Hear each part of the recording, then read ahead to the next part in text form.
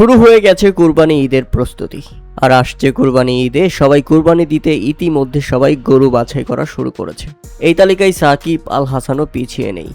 হয়তো সাকিব আল হাসান দেশে নেই, তবে বিদেশের মাটিতেও 2টা গরু কিনে ফেলেছেন সাকিব আল হাসান। সুঠাম দেহের সেই বড় 2টা গরু, একটা লাল আর একটা সাদা কালচে কালারের।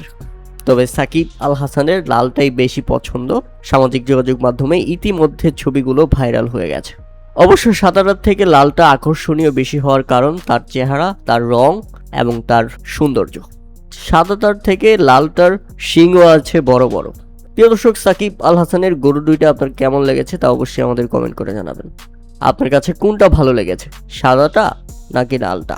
শুধু তাই নয়, কোরবানিতে আপনাদের প্রস্তুতি কেমন, আপনাদের গরু কিনা হয়েছে কিনা আমাদের সাথে শেয়ার করতে পারেন, কারণ ঈদের আনন্দ সবার সাথে শেয়ার করা উচিত।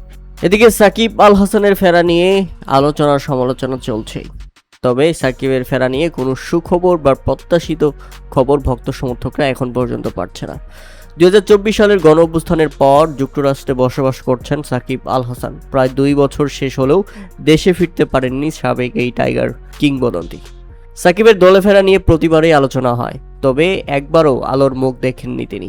এবার সাকিবের ফেরা নিয়ে আবারও আলোচনা হলে বাংলাদেশ ক্রিকেট বোর্ডের বর্তমান সভাপতি তামিম ইকবাল, তিনিও আশার আলো দেখাননি ভক্ত সমর্থকদের।